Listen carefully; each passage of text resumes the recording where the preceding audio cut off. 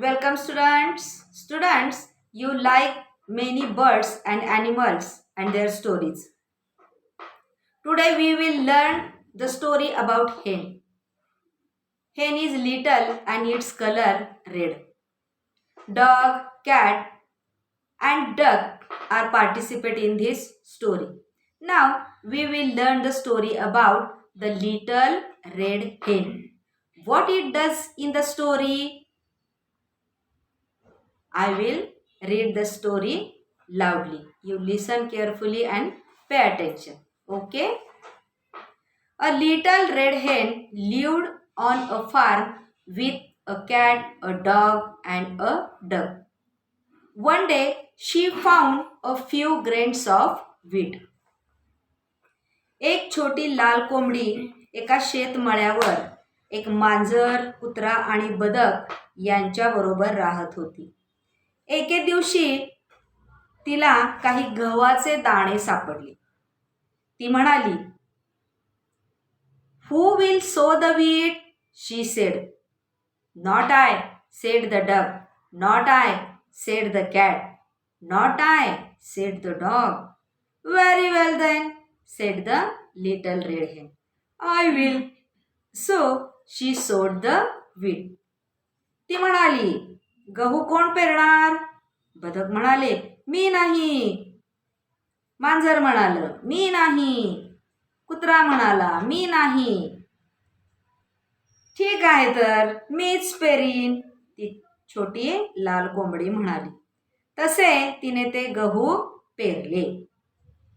After some time she wheat grew tall with ears full of grain. "Who will cut the wheat?" asked the little red hen. "Not I," said the duck. "Not I," said the cat. "Not I," said the dog. "Very well then," said the little red hen. "I will." So she cut the wheat. काही काळानंतर दाण्यांच्या लोंब्यांनी भरलेली गव्हाची रोपे उंच वाढली. छोट्या लाल कोंबडीने विचारलं, "गव्हाचे पीक कोण कापणार?" बदक म्हणालं, "मी नाही." मांजर म्हणालं, "मी नाही." कुत्रा म्हणाला, "मी पण नाही." मग कोंबडी म्हणाली, "ठीक आहे तर मीच कापीन." तेव्हा तिने गव्हाची कापणी केली. Now she said, "Who will thresh the wheat?" "Not I," said the duck. "Not I," said the cat. "Not I," said the dog. "Very well then," said the little red hen. "I will." So she threshed the wheat. आता कोंबडी म्हणाली, "गव्हाची झोडपणी कोण करणार?" बदक म्हणालं, "मी नाही." मांजर म्हणालं, "मी नाही." कुत्रा म्हणाला, "मी नाही." "मग ठीक आहे तर मीच झोडपणी करेन," असं कोंबडी म्हणाली. When the wheat was threshed, she said, "Who will grind the wheat?" "Not I," said the duck. "Not I," said the cat. "Not I," said the dog. "Very well then," said the little red hen. "I will." So she ground the wheat. गहू झोडपल्यावर ती म्हणाली, "आता हे गहू दळणार कोण?" बदक म्हणालं, "मी नाही." मांजर म्हणालं, "मी नाही." कुत्रा म्हणाला, "मी नाही." मग कोंबडी म्हणाली, "ठीक आहे तर मीच गहू दळीन." तेव्हा तिने ते गहू दळून काढले, दळले. When the wheat was ground into flour, she said, "Who will bake the bread?" "Not I," said the duck. "Not I," said the cat. "Not I," said the dog. "Very well then," said the little red hen. "I will." And she baked a lovely loaf of bread. गहू दळून झाल्यानंतर ती म्हणाली, "पाव कोण भाजणार?" बदक म्हणालं, "मी नाही." मांजर म्हणालं, "मी नाही." कुत्रा म्हणाला, "मी नाही." ठीक आहे तर मीच ते भाजून घेईन. आणि तिने एक झकास पावाची लादी भाजली. Then she said, "Who will eat the bread?" "Oh, I will," said the duck. "Oh, I will," said the cat. "Oh, I will," said the dog.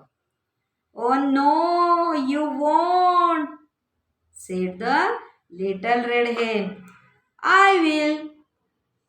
And she called her chicks, and they all ate up the lovely loaf of bread. मग ती म्हणाली, आता हे पाव कोण खाणार? बदक म्हणाले, वा वा मी खाईन. मांजर म्हणाले, वा मी खाईन. कुत्रा म्हणाल, वा मी खाईन. नाही, मुळीच नाही, तुम्हाला खायला मिळणारच नाही. कोंबडी म्हणाली, मीच तो पाव खाईन. आणि मग तिने आपल्या पिल्लांना बोलावलं आणि त्या सर्वांनी मग चवदार पावाची लादी खाऊन टाकली. Do you enjoy this story? Okay, story सगळ्यांना आवडली असेल. कोंबडीनं या स्टोरीमध्ये काय काय केलंय? आता या स्टोरीमधले काही डिफिकल्ट वर्ड्स आपण पाहणार आहोत. फार्म. फार्म मीन्स शेतमळा किंवा वाडी.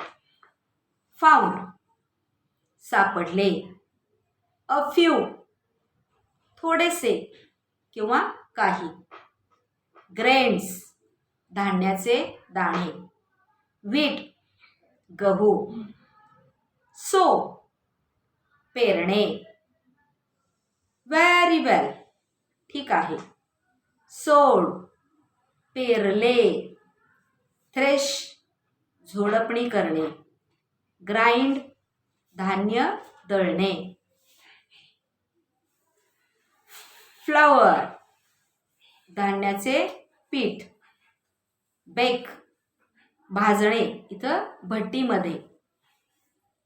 लोफ ऑफ ब्रेड पावाची लादी किंवा मोठा तुकडा. चिक्स कोंबडीची पिल्ले.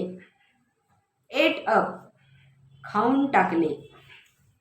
लवली सुंदर झकास. इथं चवदार आणि स्वादिष्ट या अर्थानं हा शब्द घेतलेला आहे.